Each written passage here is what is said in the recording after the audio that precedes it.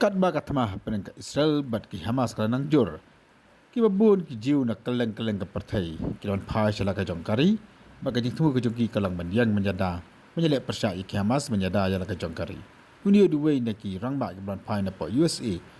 Balayo teng ka training ka kam sipai ya ka baka Israel ka khot kata ki military reservists.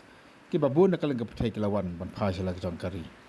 Kini ki an ngo silok na penang ki babun ki nang Israel ki lawan ka airplane menon Phai shala ka jongkari. Iakhun ya katma menjada ya laga jongkari ki babun ki bakom kini ki don ki rasa kot po Israel ne ki rasa sana ka jongkari aba ki onat kam in Israel for his best friend's wedding last week. He was set to come back on Sunday but courageously volunteered to go back to reserves. Tang kini ne ki babun ru ki khun ki yin ki sam ki rasa shabari ki don Phai yang siapa nong ba Jerusalem ba syakari lejong Wina orang bak boleh kikun ki bulan Phai bang support Israel ulah penpau ke sokomen bi kikun ki lami lagi bari mana Phai bang Israel banyele nam takari.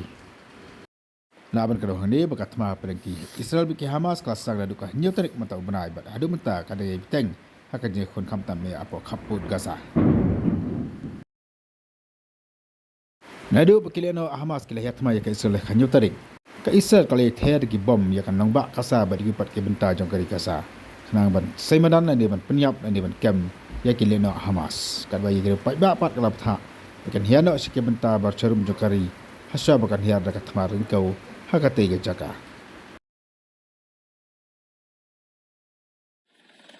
ka Israel kala khot kembal lailak ngot ki sipai penap lupa dan ikta ki reserve ban yang menyekun Pyrshah ya ki Hamas hakani kat tama kembaran beteng bakal ya beteng haduk mentah